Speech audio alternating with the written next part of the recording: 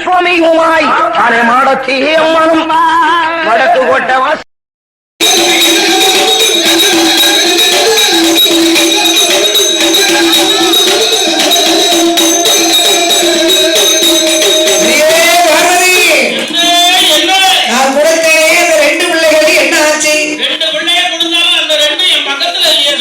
ரெண்டும் பக்கத்துல இல்லாமல் போனாலும் அதால நமக்கு எந்த ஒரு ஆபத்தும் இல்லை.